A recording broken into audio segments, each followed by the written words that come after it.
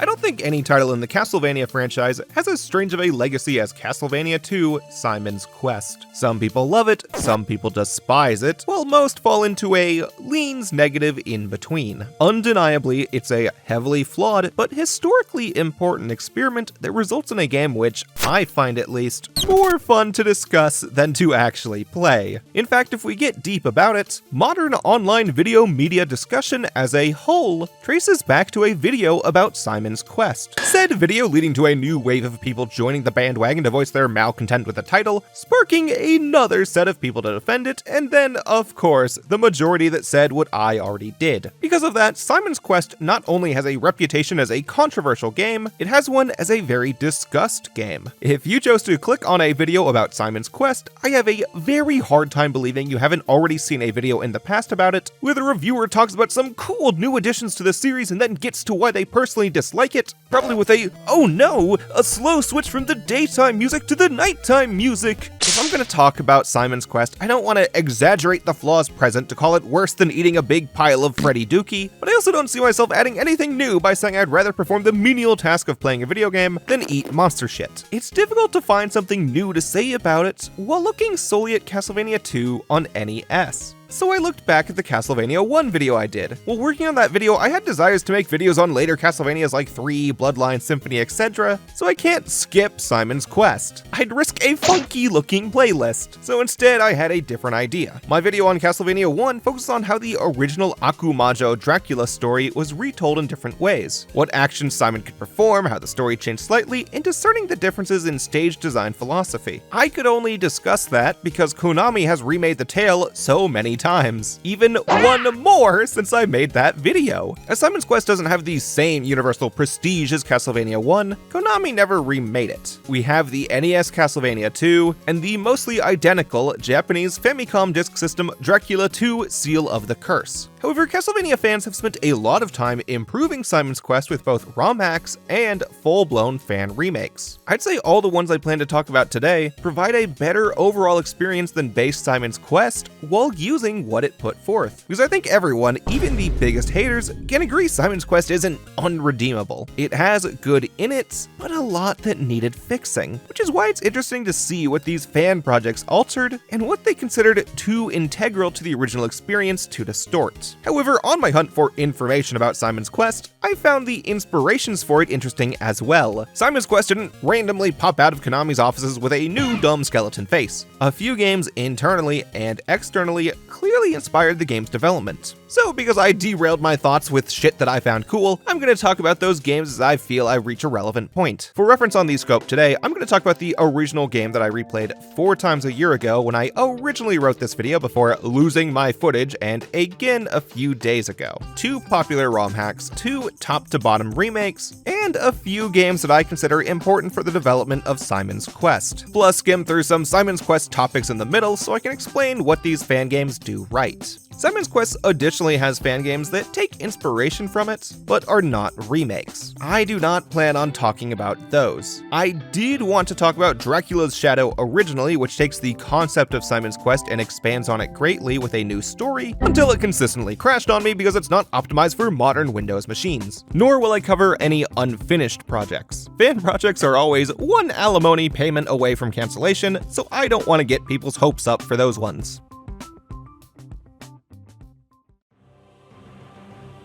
Dracula 2 Norai no Fuin initially released in Japan for the Famicom Disk System in August 1987, 11 months after Akumajo Dracula's original Disk System release. That's not to say Simon's Quest had an 11-month development cycle. Similar to the first game, we have little information on the development process. As in, the same Schmupulations interview I talked about with Castlevania 1 is the primary source for almost any Simon's Quest information, meaning we need to use Akamatsu's credits again, which only possess one game between Akumajo Dracula and Dracula 2, The Goonies 2 in March 1987, a video game sequel to the Famicom tie-in of Richard Donner's The Goonies, giving us the important information that Akamatsu might have only spent 5 months solely working on Simon's Quest, and up to 6 additional months doubling up on The Goonies 2, a fact that I plan to prove the importance of later on.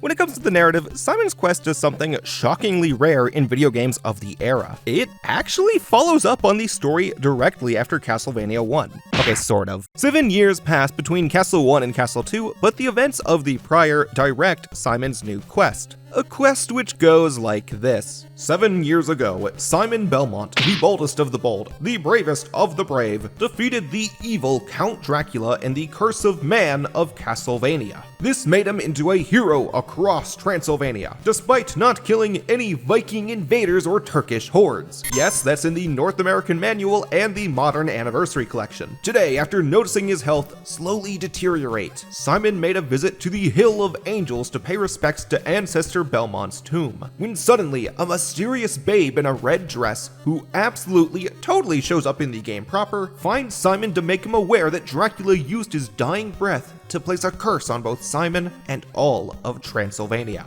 A curse growing so powerful since Dracula's demise that now monsters terrorize the streets. Dracula's soul comes close to resurrection, and Simon's body can only last a few more days before certain demise. If Simon wants to prevent the Dark Lord's curse from overtaking, he must return the parts of Dracula's corpse that blew apart during their last encounter at Castlevania.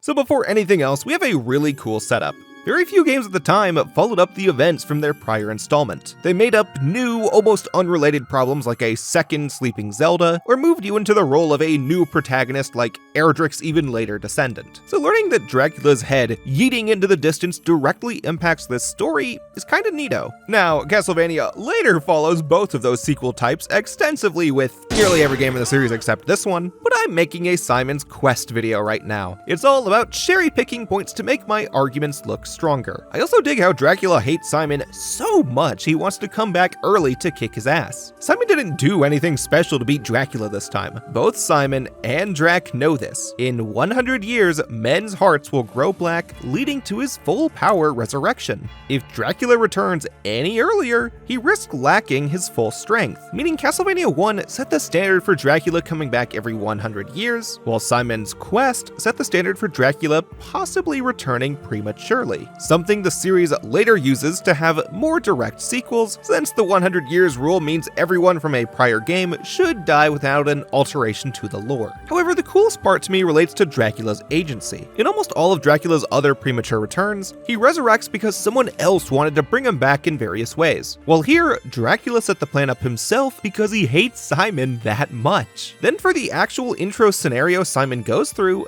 I think it's one of my favorite bits of him. In Castlevania 1 and a few of the remakes like Chronicles and Super 4, we get this idea that Simon's extremely strong with his whip and item skills. He takes on a whole castle by himself with only his whip, tools he finds, and a hereditary duty to kill Dracula. So this first scene of Simon feeling weak while honoring his ancestors gives us a respectful contrast and addition to his character. So too fucking bad that only happens in the manual. Yeah, that entire scene does not occur in-game. Not even a single hint about that random mysterious woman throughout the journey. Shocking given her mention in both the English and Japanese manuals. Not even a simple flavor text dialogue from an NPC.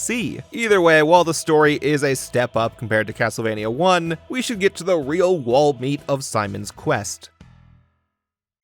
Castlevania 2 is a strange beast of an experience. In terms of physics and general button inputs, Belmont's trip stays identical to Scary Mansion Dracula. B whips, A jumps, said jump locks you in an arc, up B to sub-weapon scribe to Nova Zone. Where the journey differs is everything else. Simon's Quest presents one of the earliest non-linear 2D action RPGs, a journey where you search for clues and items that you can use to take action against the following perils and puzzles, which is why you could argue that this game birthed the Metroidvania genre. While from the outset a Western player might immediately try to trace the development of Simon's Quest from Metroid or Vampire Killer if you zero in on Castlevania, I don't think these two games paint even part of the picture. Any similarities seem more like coincidence to me, as Akamatsu blatantly denied Metroid inspiration, and any attempts to link Vampire Killer into the discussion seems reasonably speculative. So instead I want us to turn our attention to these three games. Konami's own Nightmare 2: The Maze of Gallius, which Akamatsu stated inspired him, The Goonies 2, which as I said he worked on, and Dragon Quest 1 and 2, which I just refuse to believe he didn't take inspiration from given the final product of Simon's Quest and the Japanese gaming industry's reaction to Dragon Quest. Release-wise, it goes Dragon Quest, followed by The Goonies and Gallius 2, 1 month apart, but we're gonna go out of order for discussion. Gallius released in Japan and Europe on the MSX in 1987, plus a heavily altered Famicom version released a little later in Japan. The entire Nightmare trilogy on MSX is strange in that all three have different gameplay styles. Nightmare 1 is a vertical scrolling shooter, Nightmare 3 is a top-down RPG, and Nightmare 2 is a non-linear 2D action game with RPG elements. You might see why it's important already. From the start, we can easily compare K2 to Vampire Killer, especially with what it does better. Obvious similarities: it takes place entirely in a castle, you search around to find key items to enter stages, and some strange shopkeeps appear in select locations. Not really a whole lot in common, but it doesn't take much back then for a game to seem similar. A simple stage select menu already makes you a Mega Man-like. It differs drastically from there. Unlike Vampire Killer, where you had to find a key in each area to get to the next one, Nightmare 2 consists of one large hub castle with smaller levels that you need to find the entrance for. Kinda like Zelda, only unlike Zelda that gives you some freedom with your order, you have to go in order with Nightmare. You find key 1 in the hub, Dungeon 1's boss gives you key 2, boss 2 gives you key 3, and so on until you beat all 10. Each dungeon, as well as the hub world, additionally have items you can find, mainly temporary inside the dungeon that you lose after each boss, and permanent ones out in the hub. Dungeon items affect attributes like how much damage it takes to kill the boss or give you a map, while outside items permanently increase run speed, let you analyze these tombstones, and lots of other cool shit in the manual I didn't get around to because I got tired of playing it. It gives Nightmare heavier RPG elements that I don't believe any 2D action games had really experimented with yet, which we can see more with the inventory that resembles Zelda quite a bit. Comparing it to Vampire Killer gave me a deeper appreciation for the RPG mechanics in Metroidvania.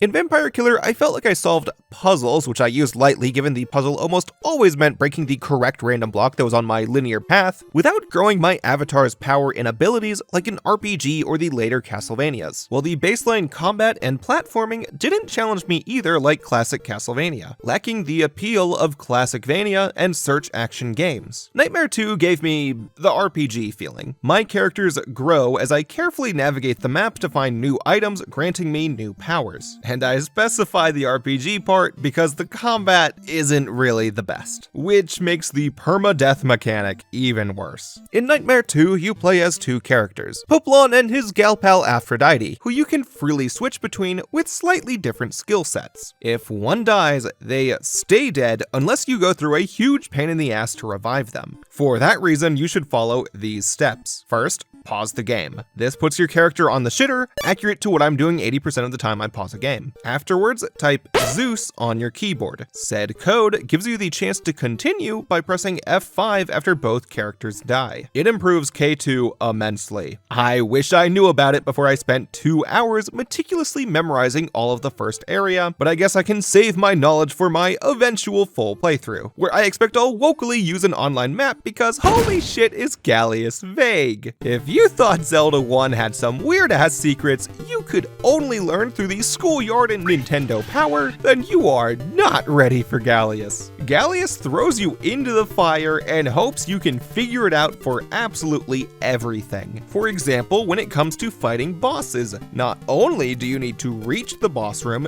you also need to input the boss's specific password on your keyboard. Yeah, that confused the fuck out of me. First time I played it, I set it up like this, where I played with a controller because that's what you do with 2D action games. But you actually need the keyboard pretty close to you because you need to type out a whole ass code that you find by analyzing one of the tombstones with a magnifying glass. Not as in each tombstone has a copy of it, I mean each dungeon has many tombstones and only one has the password. Then they don't make healing easy either. I assume eventually I can find a potion, but as far as I made it, I could only heal by beating a boss, leveling up, or using these infinite heal fairies. Heal fairies that only heal you if you stand in the most specific spot possible on screen. Oh, and something else. You don't really know which level entrance goes to which level until you get there. For example, this door goes to level 5. I found it while I still need to play levels 3 and 4. So instead of letting me go a little out of order, I have to ignore it, limiting player freedom and forcing them to recheck past doors they pass by whenever they get a new key, since only dungeons 1 through 3 have any kind of hint to their whereabouts in the manual. If you plan to play it these days,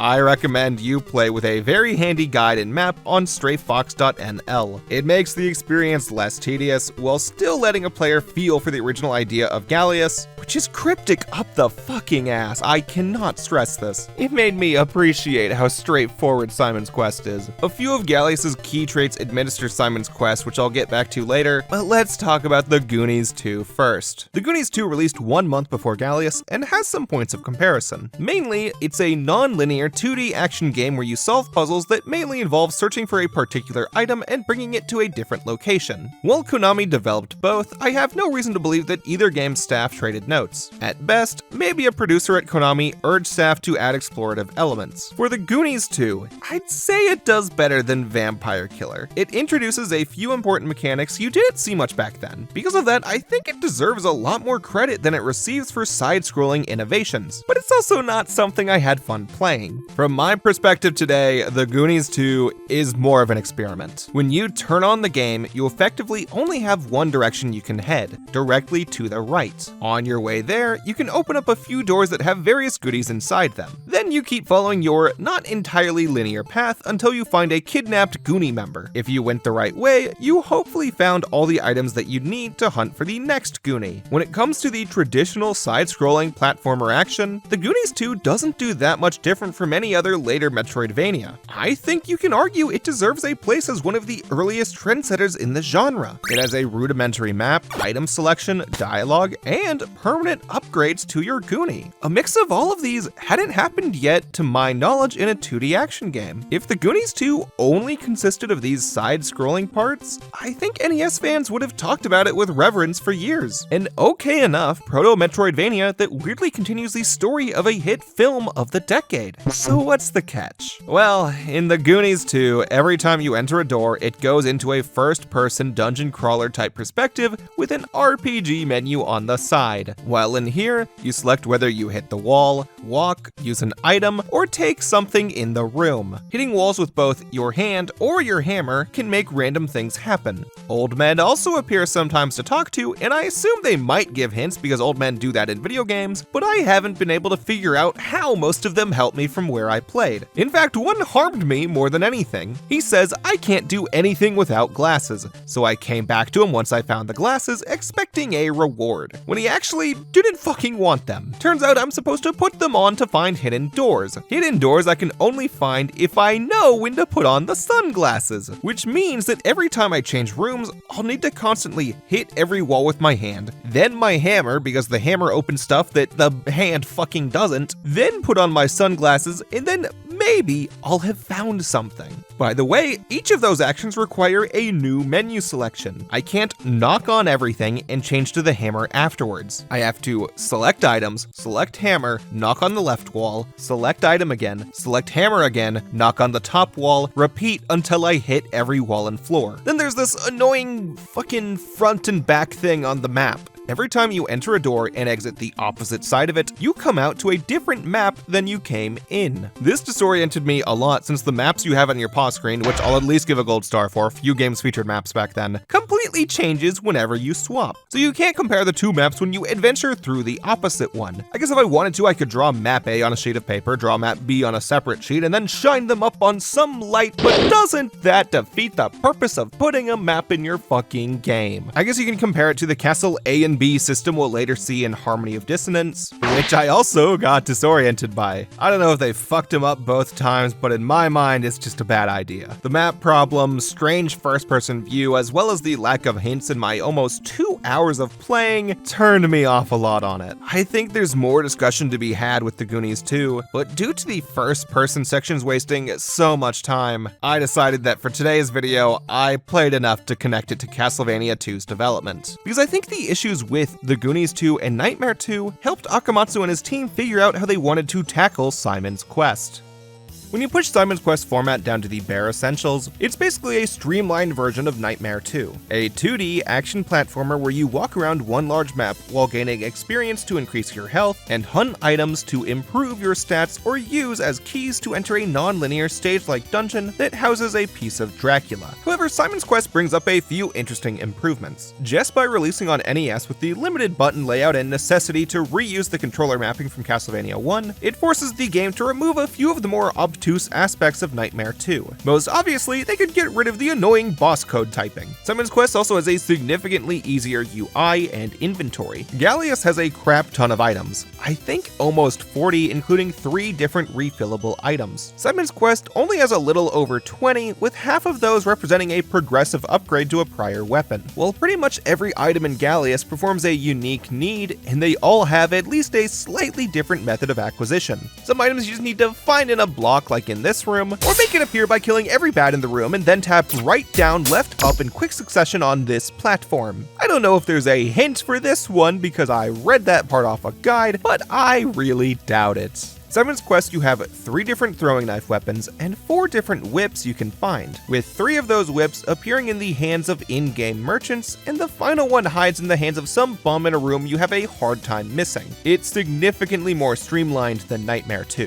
In most long adventure games, I typically prefer as many varied items as possible, especially in the later Castlevanias, though I think at this point in gaming history, when developers hadn't yet figured out all the genre conventions, I prefer Simon's Quest take. Though while it streamlined buttons and inventory, it still has some cryptic parts to it that I think requires us to talk about Dragon Quest first. Again, I want to stress, there's no direct admission or clean-cut evidence that it inspired Simon's Quest. I just feel that the likelihood of a Japanese-made console game with RPG mechanics and menus that look like this not having Dragon Quest influence is pretty darn low. Now, Simon's Quest has one very Dragon Quest-y aspect that Vampire Killer and Gallius didn't have. A reliance on NPC dialogue. When it comes to Dragon Quest 1 and 2, which were the ones out at the time, you cannot get anything done without carefully listening to the NPC dialogue. Upon exiting the starter village of Dragon Quest 1, you have no clue where to go or what you want, while still having the freedom to walk through about half of the map. For example, a player will come up to a completely dark cave. Said player could randomly walk around with hopes of finding the needed information in the cave, but that kind of fucking sucks. So if you took the time to talk to the NPCs, you'll find one person who awares the player about torches you can use to light your way, indicating to the player that they should try and get a torch just to stay safe. And that's only the start. As you further your journey, you'll need to start piecing together bits of dialogue from one NPC with the bits from another. I remember in my first playthrough, it almost felt like I opened a strategy guide when I talked to them, as if I shouldn't know this information they gave me. Because of that, I like to think of Dragon Quest 1 as at least one part detective mystery. You learn about almost everything you need to do by analyzing these statements and rumors spread by townsfolk.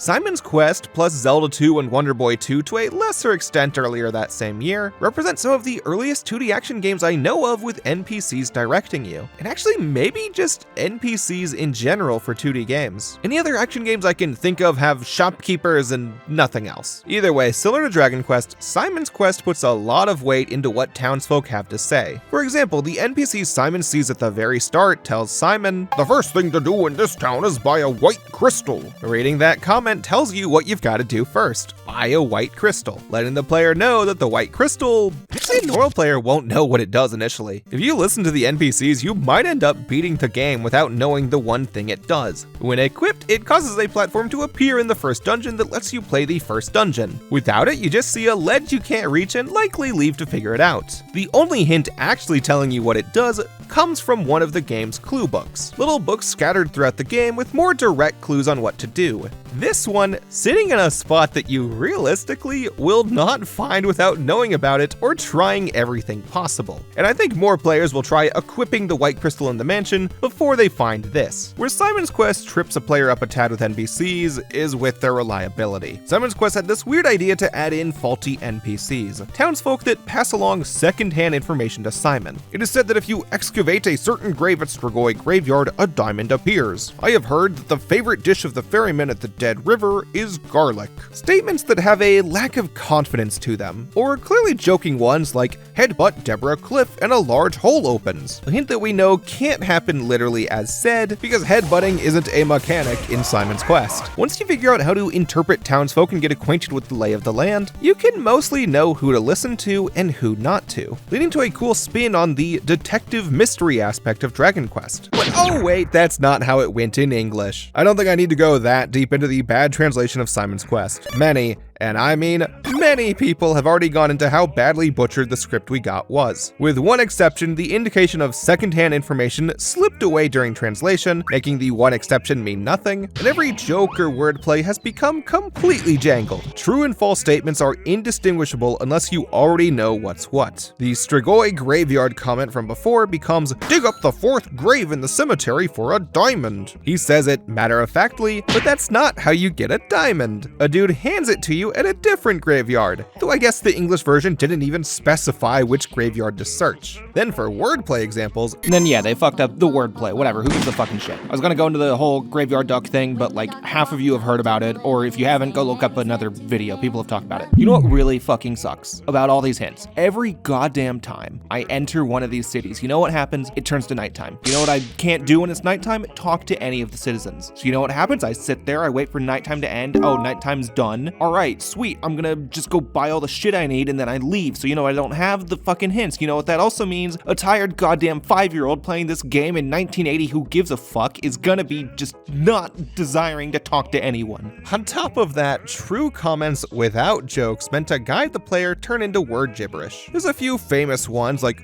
wait for a soul with a red crystal on Deborah Cliff. But one that really threw me off was in relation to Dracula's eyeball. For general reference, I initially played Simon's Quest maybe around 2011 or 2012, before the Wii U came out at least. So by then, I had already seen many videos about it and went in with a rather negative approach. After I beat it, I decided I didn't like it and I never played it again until my playthroughs that inspired this video. During the playthroughs that happened last year, I never figured out what the eyeball did. In English, an NPC tells you Dracula's eyeball reflects the curse. That didn't make any sense. With my knowledge of the poor translation, I concluded that the Japanese must have said Dracula's rib reflects the attacks, since his rib gives you a shield that reflects projectiles. You can only have one corpse part equipped at a time, so I never re-equipped the eyeball after that because I liked keeping the shield on by default until I needed one of the other items I did remember the use of. So I ended up forgetting about the eyeball in every run, which I might have not done if I read the Japanese hint. In Dracula's eyeball, a reflection can be seen of something that has been trapped because of the curse, a hint indicating what it actually does much closer. The eyeball indicates which blocks have hidden the red hint books inside of them. Still something I'd likely ignore because these hint books have their own problems in English, and are placed in some very asinine spots that a normal player would only find with a guide or by combing the entire map with the eyeball, thus running into a similar problem I had with the hidden items in the Goonies 2, which in Simon's Quest's case, if I already know where to find a hint, I'm going to skip the eyeball and go straight to breaking the block with the holy water. Hell, on repeat playthroughs, you have 0 point in grabbing them since you know what to do. In the Goonies 2, all those items are, to my knowledge, needed for progression. You do not need a single hint book to beat Castlevania 2. Moving away from the mysteries, let's talk a little more about the RPG aspects of Simon's Quest. Keep in mind that by the time of Simon's Quest, RPGs had just become mainstream with Dragon Quest in Japan. Yeah, Ultima and Wizardry made some waves, but they were still mostly for computer nerds in a time when computers were expensive and hard to use. Dragon Quest streamlined the top-down Ultima journey for consoles, and you could say that Simon's Quest is an even simpler version of that moved into a side-scroller. I said the structure is reminiscent of Gallius because they're both 2D action games, and it's it's easier to compare them, but I think Dragon Quest is an apt comparison to have as well. The world of Simon's Quest consists of towns where you talk to NPCs to learn information and buy items, dungeons where you get Dracula's parts, and regular overworld screens that transport you between the two. To the best of my knowledge, Simon's Quest is the first game to have all three of these as distinct areas while staying at the 2D side view at all times. Which maybe doesn't sound that important if you compare Simon's Quest to later Castlevania titles that entirely dropped towns and mostly stayed inside Dracula's castle, but tons of other games like Monster World 4, Shantae, and Rabbi Ribby follow that structure. Though saying that, Simon's Quest definitely has the feeling of, yup, you were the first one, weren't you? Because it has some very, not fun parts to it that we can see pretty easily. I always hear people complain about how the towns have bottomless pits in them, which isn't cool, but honestly, that's never bothered me nearly as much as the size of these places. In all the examples I mentioned a second ago, they make it really easy to traverse. It's either all in one line, or the character you control has great vertical movement. Simon's Quest has neither. There's a few times when you need to walk all the way up 3 flights of stairs to receive an item you need, and then 3 flights back down for no real reason other than to pad out the towns. An annoyance accentuated by the day and night cycle. Oh, there it is, the night music because the YouTuber reached a part he really don't like. It is such a bummer. When you enter a town, start collecting the items you need, and then midway in, the sun falls, barring you from entering any doors. When this happens, you only have 2 options. Grind for hearts while waiting, a reasonable choice if you need to buy stuff since they're both your ammunition and currency this time, or go do something else in a different town or dungeon. However, you might have difficulty trying to do the second part because when you look at the maps for most Metroidvanias, including Nightmare 2 and the Goonies 2, to a certain extent, you always have multiple directions you can go both vertically and horizontally. So if you have nowhere you can go on the floor you're currently on, you can go up and there's a whole new floor that might have more things you can do. You very often, or at least after maybe the second boss in most modern games, have a few options on where to go next with a multi-directional feel for exploration. And there's usually no day and night cycle stopping you with real time. Just your own progression that you set the pace of. While with Simon's Quest, you do not have many options on when and where to go. Technically, you can go almost anywhere as soon as you get all 3 crystals. White crystal lets you go to dungeon 1, blue crystal lowers the water so you can go to dungeons 2 and 5, while the red crystal summons a wind to yeet you like Katrina above the wall, which brings you to the second half of the world map, including dungeons 4, 5, and Dracula's castle. So if you want to, you can go out of order. The only required part is dungeon 3 after dungeon 2. However, I think the best way to understand why this is an issue is by looking at a map.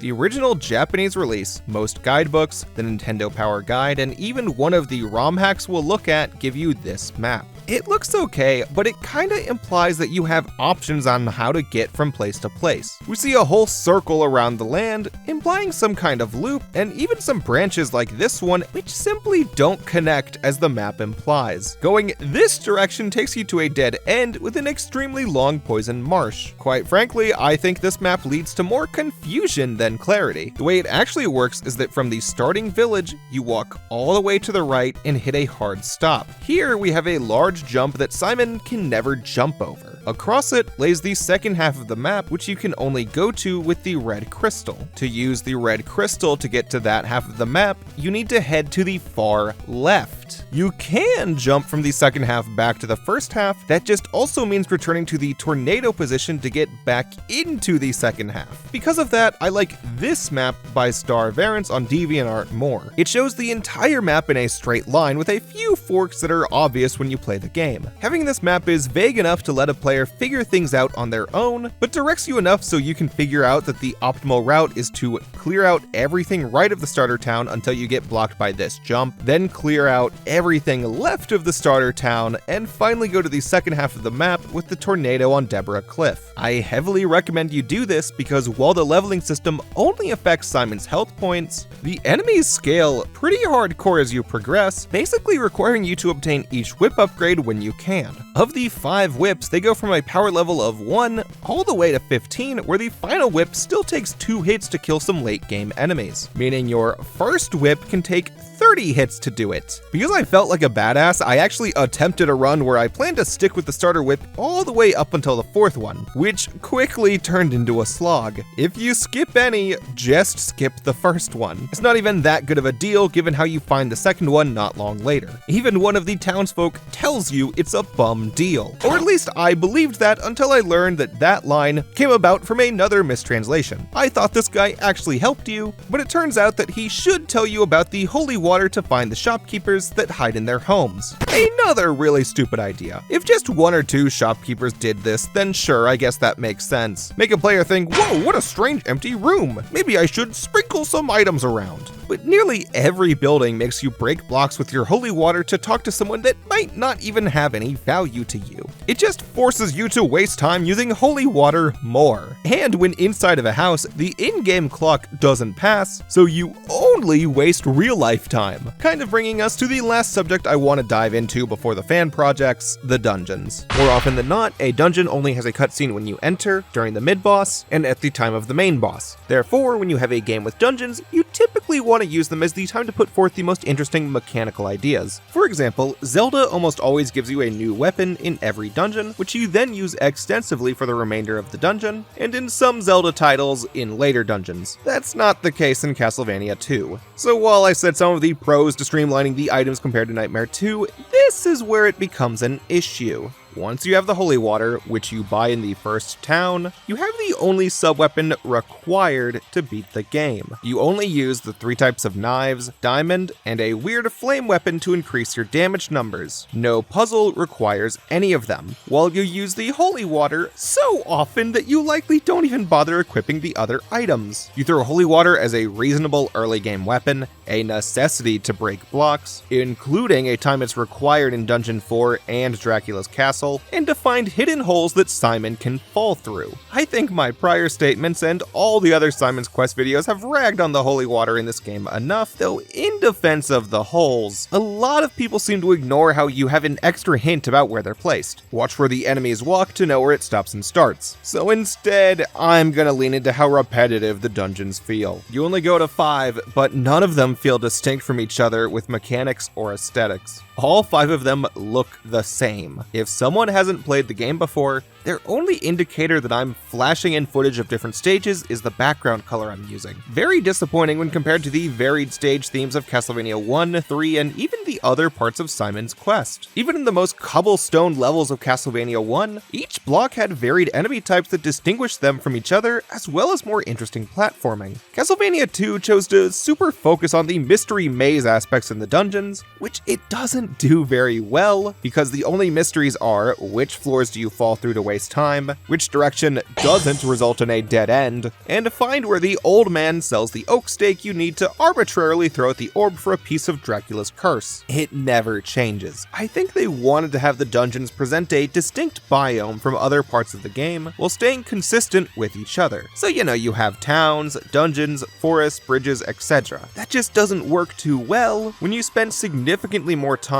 in a dungeon than any other biome with no shakeups, meaning they get repetitive by the 3rd or 4th one. Especially disappointing when outside of the dungeon, Simon's Quest has really cool enemy types not seen in Castlevania 1. I think spreading them inside of the dungeon could have done a lot to ease the tedium. As presented, we just get the 3 boss fights, which honestly I'm gonna go against the grain and defend a tiny little bit. Everyone gives these bosses a ton of shit for how easy they are, and they definitely do not pose a challenge when you play the game like an RPG. However, if you don't discover the sub-weapons, whip upgrades, etc., these fights are crazy unfair. Well, Death and Dracula are. Mostly in part to the wretched sprite flickering. When I talked about Castlevania 1, I said I liked how the bosses gave the player 2 ways to go at them. Perfectly learn how to dodge their attacks and use the whip, or play the whole stage perfectly as to keep a really good sub-weapon for the fight. I got a lot of comments about this. When I mentioned death in Castlevania 1,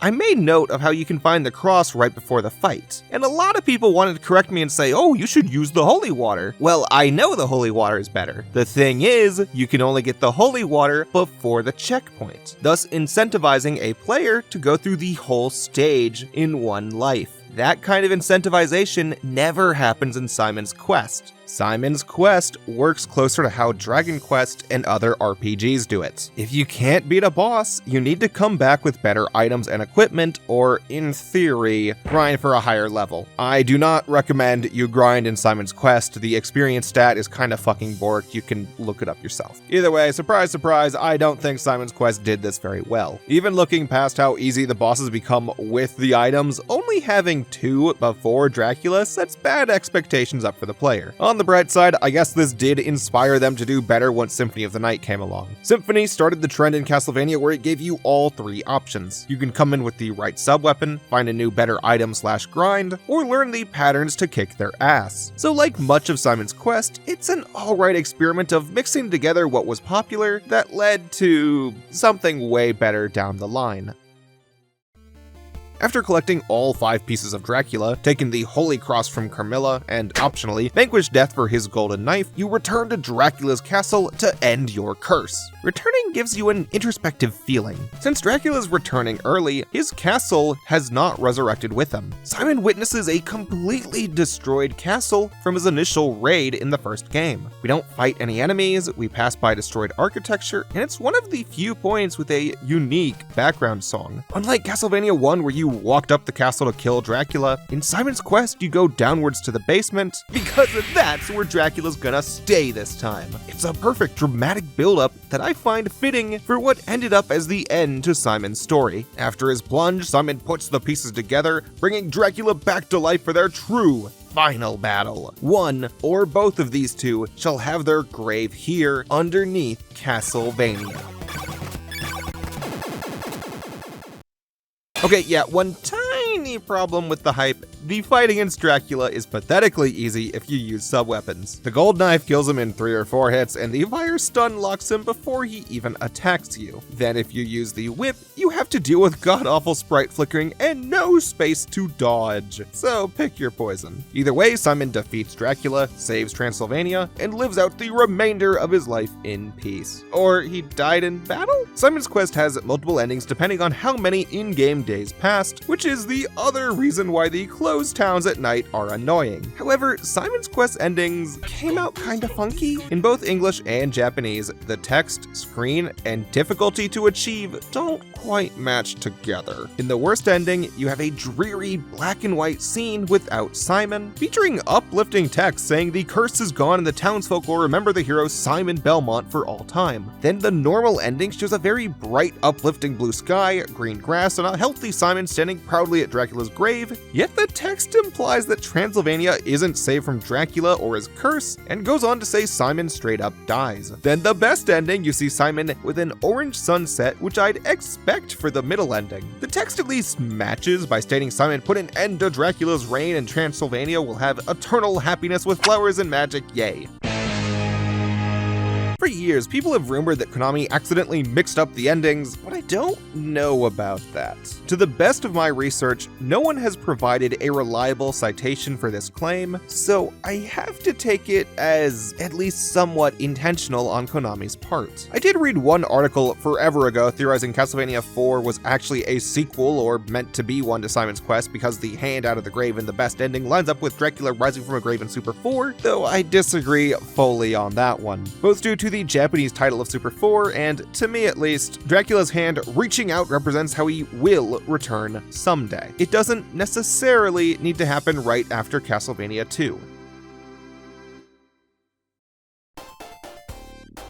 Okay, so I did not initially plan for half of this video to be a normal-ass Castlevania 2 video. I just ended up thinking up a bunch of cool shit when I looked up other games around Castlevania 2's release. Anyone following me should know by now that I'm more than willing to derail a video about Crystal Chronicles for 10 minutes because I suddenly hyperfixated on the PC Engine Super CD ROM system. However, I think going as in-depth as I did can help us go through the fan projects a little faster. Though before that, let's consolidate the parts of Simon's Quest I'd consider integral to its identity. Keep in mind, I'm saying it's integral to SQ's identity. That doesn't mean I like all of it. So we've got the non-linear map, the day and night cycle, hint-giving villagers, our general town, dungeon, outdoor setup, sadly, the necessity to throw holy water at everything, anything related to the story outline including the curse, the 3 bosses existing somewhere in the story, and Dracula's empty castle, and for English-speaking audiences, the bad translation. Yeah, well, Japan and probably a few other countries might not get it. The poor translation for Simon's Quest is a very important historical point for English adventure games. When you get in a conversation about retro games, someone brings up the bad translations back then caused by lack of time, character limitation, or even developers not giving translators the context of the sentence they needed to translate. Our next 2 subjects will mostly focus on that. Okay, so 2 of the games we're talking about are mostly just retranslations for English-speaking audiences. Many translations exist for whatever language, but as it's the only language I speak, I'm gonna focus on the 2 most popular English mods, Castlevania Redaction and Castlevania Retranslation plus Map. Both of these are meant entirely as replacements of the original game that maintains everything you remember except for new English text, and the removal of very minor annoyances in Simon's Quest that should have never existed to start with. Redaction came out way back in 2011, so it's more of a pioneer in Simon's Quest remakes than anything. Besides the retranslation, it is nearly the exact same, except that it speeds up the day-to-night transition, and from what I recall and see online, it changes Dracula's design. Like I said at the start, I lost a lot of footage and I really didn't want to rebeat both of these since I won't talk about either very long. Will this project prove important for SQ modding? It also meant that other mods have superseded it since release. When it first came out, quite a few people praised it for making the hints actually helpful. The biggest criticism now is that the new script removes the mystery. If you talk to everyone in the towns, you know exactly what to do next. Or at least it feels like I should never be confused. I had a perfect memorization of the map by the time I played this mod, since I went with it last. Either way, I respect the almighty guru for making this. He seems like a fine enough guy online and really just did what everyone begged for back then. I consider the mystery and lying NPCs important to Simon's Quest, meaning I can't recommend Redaction over the original for first-time players. However, I can recommend Retranslation plus Map to anyone. Or at least, I wanted to say that. So, being straight up, Retranslated plus Map offers the only translation that faithfully brings the oddities of the Japanese script like the lying NPCs and rumors to English, with all the gibberish hints in between. It also lets you remove the pause for day-night transitions, lets you jump downstairs, adds a save function, and lets you use the map from the Japanese manual, though y'all know I'm not a big fan of that map in the first place. By all accounts, this is the best way to play a version of the NES Simon's Quest without compromise. However, while editing, I went to the Almighty Guru's website. I found myself getting lost in there. The Almighty Guru has clearly kept his site close to how he updated it sometime in the mid-2000s, and I love it. It feels so much more personal than the bland social media sites that we're forced to use for communication these days. Every piece of writing on the site is unabashedly him. His short reviews comes from his own experience with next to no worry for the opinions of others, his blog gives his thoughts about modern happenings, and he has multiple different databases made completely by himself, including a guide to Bofors. I didn't even know what those were before now. He does still have a lot of parts, mainly the political bits, that I'm guessing he doesn't agree entirely with anymore if I compare his new blog post to what he wrote years ago, but that also gives it some charm. Anyone with an online presence today deletes anything they resent saying to paint an image of perfection. Well, the Almighty Guru seems like someone who's learned throughout the years, just like a true guru seeking knowledge. I can't help but admire the effort here. The guy has his 20-song-long sex playlist. You need some balls to put that on there. Just know if you go to his site, I definitely recommend checking the date on heavier subjects, because they've clearly grown as a person and write with more nuance the newer the post. So where am I going with this? Well, after feeling sufficiently parasocially connected to a man 20 years my senior in Michigan, I decided to check the website of Biscuit, the creator of Retranslated plus Map, and Oh my goodness!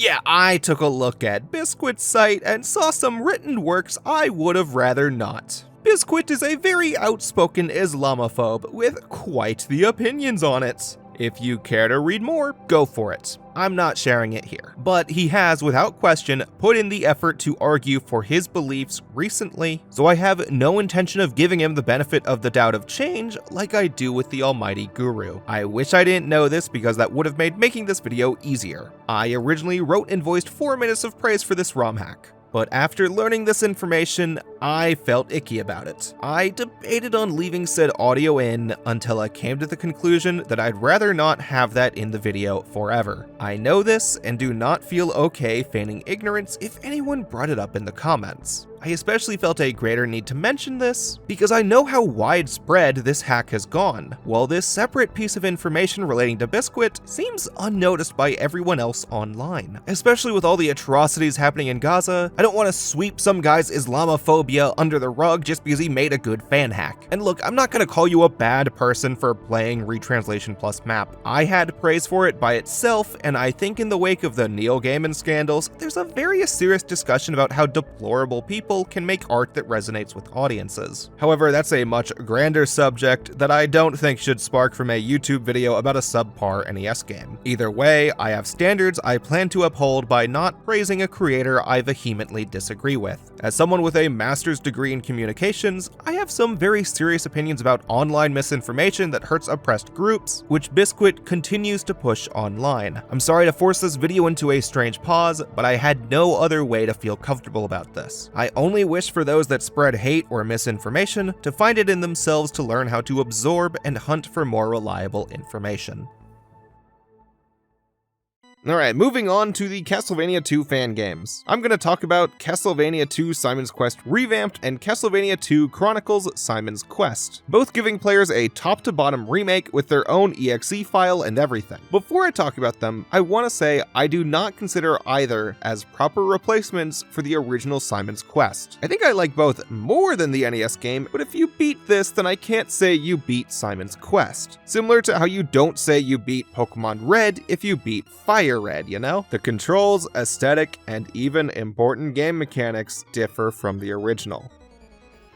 Between the two fan games I'm talking about today, I feel as if Revamped maintains Simon's Quest's identity stronger than Chronicles 2 does. Revamped uses the exact same town, dungeon, and overworld maps with only one new item in the axe, which you obtain from beating a boss, and slightly changes the hint locations here and there to make your location less out of the way. Revamped mainly changed the controls and aesthetics to match closer to something in between Super 4 and Symphony of the Night. Most enemy sprites and stage titles, I believe, come right out of Chronicles, Symphony, and Rondo of Blood, while Simon himself looks like a heavily modified version of his Super 4 sprite. For the translation, it has a strange one. A few of the more important lines come out closer to the original Japanese, or at least convey the same pieces of information in clear English, while some others come right out of the original English script. With how I described it, some of y'all may think this is just a facelift, and I won't entirely disagree with you, but there's a whole lot of minor fixes that make it an overall breezier experience than the NES title. Out of the way first, because it's the first thing you see, the graphics make a world of difference. From the main enemy sprites to the text boxes, it all feels more cohesive than the NES original. In the 8-bit version, I feel like they wanted to make it feel less gamey. They removed the top HUD bar in what I'd assume is an attempt to immerse the player, like how in Dragon Quest you don't see any menus while walking through towns or dungeons, but then still put a health bar on the far left. Instead of attempting that, Revamp just rips the HUD from Rondo of Blood during gameplay and makes the pause screen easier to look at. Then, since we're on PC and have a lot of buttons, you can map 2 buttons to swap both your sub-weapon and passive item. Only issue with the swap buttons, they put in a linear swap for each. If you want the rib and pass it while mashing the button, you have to go through all of them again. I know they're going for a slight Super NES aesthetic, but they also have all this Symphony stuff, which came out during a generation when every system had 8 buttons. Besides that, Simon feels really good. If I had to describe him as something, I'd say he feels like a mix in between Super 4 and Rondo of Blood without some of their frills. All of your sub-weapons feel like they're Rondo of Blood or Symphony's Richter mode incarnations with the holy water sticking around for a minute, and the axe has its little afterimage. While Simon's jump doesn't feel nearly as stiff as a old Classicvania. You can't change your direction after locking in like Super 4, before, but you can slow down your forward jump momentum and control where Simon falls, which saves my ass a few times when faced with spikes. They also made one minor change to fix the platforming. In Castlevania 1 and 3, if your head jumps into a block, it continues to raise itself inside of the block, so you still carry your forward momentum. For some fucking reason, they made it so Simon stops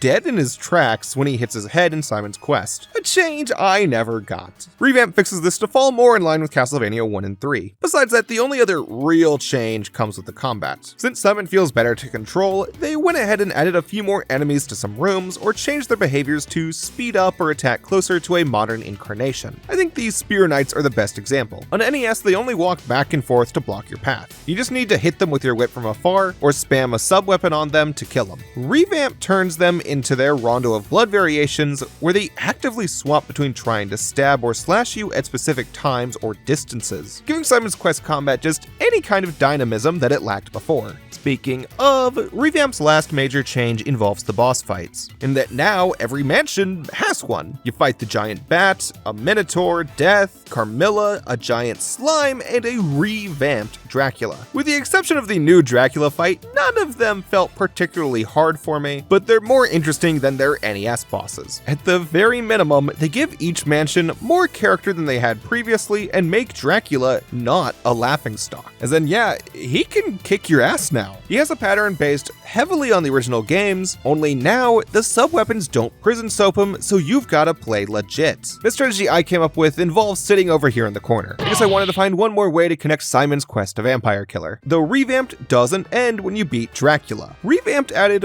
one other side quest. Remember how I said the hints feel pointless on revisits in the NES version? Well, Revamped turns them into an important collectible item. Now, if you find every hint, Lada, Carmilla's assistant from later Castlevania titles, appears to tell Simon that he needs to follow her to one final stage to fight against Dracula's fucked up brain form. An addition I appreciate. Any other time I played Simon's Quest, I never cared to find every single hint book. Konami placed some in such weird fucking places that by the time I could have found them, I already bashed my head against the wall enough to figure out whatever they actually told me. It adds meaning to these otherwise ignorable relics, especially for people that come here after already growing familiar with the original Simon's Quest, as well as connecting Carmilla to later games better. Also, I want to say this, weirdly enough, Carmilla has a lot of appearance in the alternate universe material like Judgment, Circle of the Moon, the animated series, and an extended role in Dracula X. Well, in the main universe game, she appears and does so little. Throwing Larda in, who says she desires to have Dracula make a world for vampires, including herself and Carmilla, adds more layers to the story and the lesbian duo. Meaning now with those books in hand, I didn't beat Dracula. Yeah, so 1 year ago, I didn't get the books. And this time when I came back, the game crashed on me at the final boss twice. I can't tell if I have an issue on my end, because actually it crashed on me 2 other times before then, and I experienced a moment where Simon got stuck on this moving block, all of which set me back a significant amount time-wise. Call me a wimp or an unprofessional video man all you want, but this made me lose my patience. I don't even know if Dracula's final phase poses a real threat. Overall, Revamped is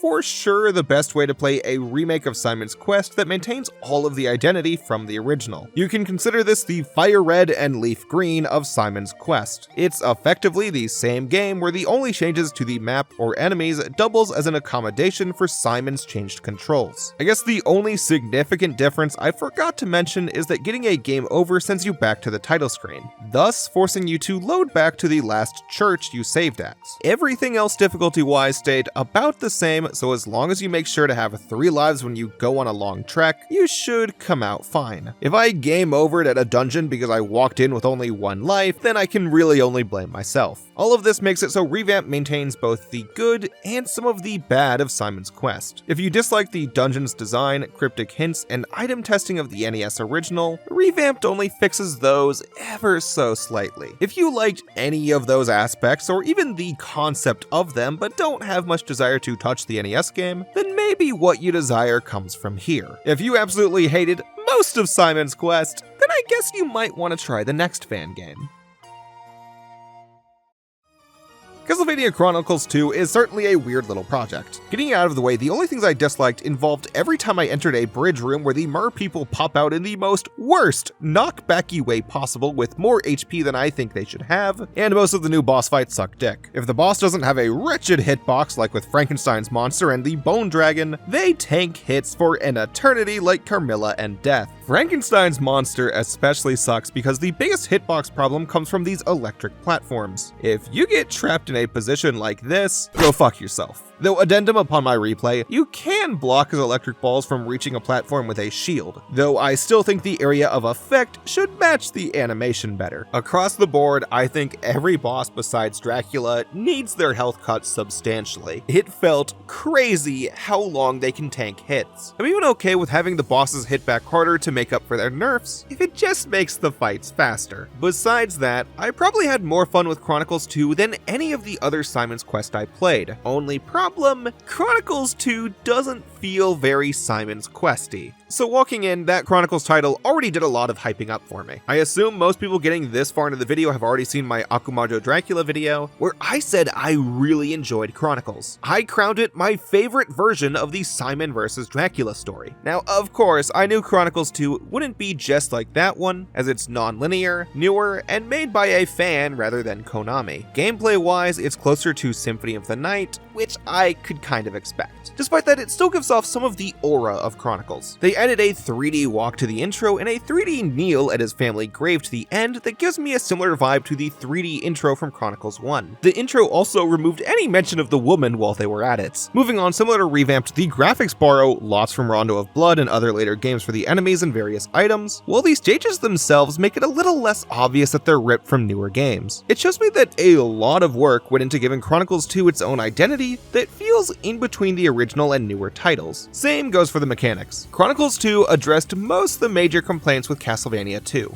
to the point where I'd argue it lost a majority of the original's identity. The day and night cycle, oak stakes, item selection menu, invisible floors, and strange experience system have been gutted completely. No more sudden pauses at night, waiting for shops to open in the morning, or backtracking entire dungeons because you accidentally found Dracula's corpse piece before you found an oak stake. All of these changes make Chronicles less aggravating to play than the NES game. I felt more in control of the game progression than with the original. Chronicles additionally makes sure to accommodate for those changes. Whenever Simon obtains a passive item, he just always has it turned on now. No more guessing and checking your items at any point of confusion. This update includes the laurels and garlic I never talked about as well. Originally, these gave you invincibility and made items appear respectively. On NES, you chose when to use these items. Chronicles 2 changes it to where once you obtain these, they go into effect at the moments they're required for an item or progression. It has a slight downside, meaning that you can't use garlic as a weapon, something it didn't work well as, and you can't use the laurels as invincibility during non-mandatory moments, which is more of a bummer, though I normally don't use them if it's not needed since it kind of feels like cheating. Then for sub-weapons with the menu removed, you just select them with the L and R buttons. Moving to the dungeons, Chronicles 2 changed all except the first one. Dungeons 2 through 4 received a complete redesign, making them play closer to a normal classic Castlevania stage. Go from point A to point B with stages based upon different later Castlevania stage themes like the church, wine cellar, underground boneyard, and clock tower, allowing Chronicles 2 to set up the dungeons with the same amount of care as the other linear games in the series. Especially after so many replays, I enjoyed going through the dungeons way more in Chronicles 2 than in the NES title, where I just ended up with frustration from the fake floors, bad platforming, and subpar combat. It always felt like the worst parts of Castlevania 1 without the good when I go through it. While Chronicles 2 feels right at home with other Castlevania titles. Not the best stages in the series, I can't remember them too well when stacked up against my favorites in the series even one day after replaying it, but it does make me think about a scenario where Konami did something like the RPG adventure gameplay outside, and then it basically just turned back into Castlevania 1 once you enter a dungeon. Now where Chronicles 2 changes the most is with the progression. While I felt that Simon's Quest sucked at nonlinearity, it still let you do that if you wanted. Upgrade to the final crystal, upgrade to the final whip, you could do all of that before beating Dungeon 1 if you wanted to. Chronicles 2, I guess to make sure a player doesn't get overly frustrated, blocks off paths depending on your progression. Giant Cerberus statues which prevent travel only go away after beating a certain dungeon, and important key items cost such a high amount that you realistically can't afford them without receiving the bonus money for beating a boss. I have a hard time bitching about this one because on principle, I find it kinda lame. Simon's Quest, while very flawed in execution, evolved 2D non-linear exploration beyond what Gooners 2 and Nightmare 2 had already done. But also, it is really annoying in Simon's Quest when you have to backtrack. For example, in Revamped, when I needed to find the books for the true ending that I didn't get, I ended up retreading through every single room with the eyeball equipped until I found the last one I missed. Or another time, I recall in one of the run-throughs, I had a break where I went to bed and I woke up a little unclear what I had to do next, which these samey backgrounds didn't help with, so I ended up randomly traversing until I realized what I had left. A time of confusion lasting just long enough to annoy me. It makes me feel mixed to positive about the forced linear progression. After getting the final piece of Dracula, we see the iconic line for the first time in the fan game. I really didn't expect this. By removing the day and night cycle, we never read the iconic line or heard the monster dance song, so I assumed they just cut those out. But then it proved me wrong by putting it here, and it sounds so cool. It definitely hits hard by swapping it to where you didn't expect previously, additionally meaning that for the rest of the journey, you can only traverse in the nighttime. Not too much of an issue since save points are also placed outside in this version. At this point, you need to backtrack to meet up with a new old man you saw earlier to take his challenge. At the bottom of his dungeon, he reveals himself as Alucard and forces you to face ghosts of the other 3 Castlevania 3 characters to obtain the perfect version of Simon's family heirloom, the Vampire Killer Whip. Such a raw idea. So I hate to say that this boss fucking sucks. Like some other bosses, you can only use the whip. For phase 1, the optimal strategy involves walking slightly left, whip, walk again, whip, slide under Trevor when you reach the wall, repeat until Sypha and Grant show up. Now kinda do the same, but also try not to outpace Sypha or Grant, then a third phase where Trevor hits harder while you effectively do the same thing as phase 1.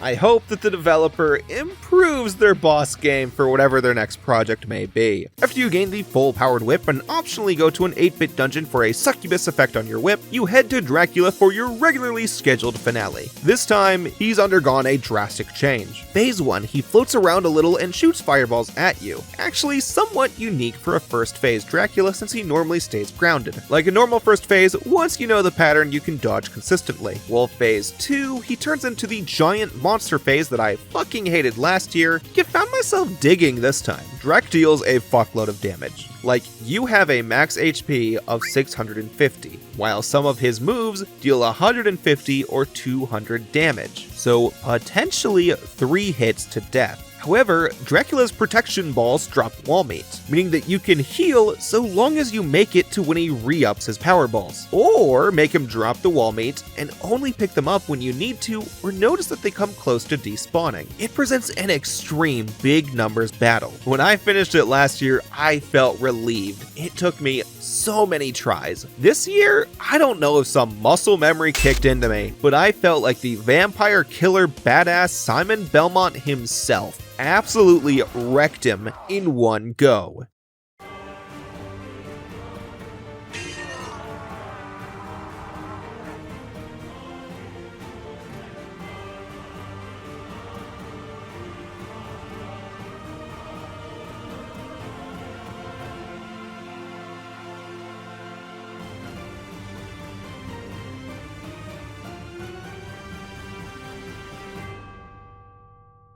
So yeah, overall, I think Chronicles 2, while still very flawed, is the most enjoyable version of the tale of Simon fighting against Dracula's curse. However, as I said at the start of this section, I have a hard time considering this Simon's Quest. I almost wish it went as far as its namesake, Castlevania Chronicles, and actually made almost everything new. It changed 4/5 of the dungeons, but a majority of Simon's Quest occurs in the overworld, which is changed a minimal amount. Maybe I especially feel this way because my Simon's Quest memorization has grown bigger than I'd prefer, but the new dungeons juxtaposed to the old, more linear map just makes the parts between feel more like filler between dungeons. Which I guess leads to how I want to end today, saying what I want to see in a Simon's Quest remake. I've come to have a much better appreciation for Simon's Quest by looking at the inspirations and thinking of it against other games of the era, but I still don't want to play it again over Symphony, The Sorrows, or a lot of other Castlevanias. For the most drastic changes, we're going to take out of Chronicles 2's book. Every dungeon gains a boss fight, and all 5 of them receive a complete overhaul, making them feel closer to classic Vania levels, or maybe an area in Portrait of Ruin. Well, the main map should also gain a significant change. Probably give it more vertical layers while staying outdoors, similar to many other Metroidvanias. Within this point, that does include making towns way less annoying to traverse in. I admit, I might say this because I'm sick of the Simon's Quest map after how many times I replayed it. Some of you may consider this point extreme, but since the major Castlevania 1 retellings changed their stage designs as well, I consider this fair to pose an idea for. By doing that, we can change the corpse of Dracula as well. The heart, ring, and tooth of Dracula effectively only help Simon pass through each area by equipping them. So instead, I think the ring and heart could upgrade Simon in substantial ways like a dash or super jump that give him access to rooms he previously couldn't, making backtracking more fresh and exciting players more upon receiving each corpse piece. On the same point, no corpse switching in my new version. Now, for the shops, I think we need to alter the day and night a little. In this remake, we'd have both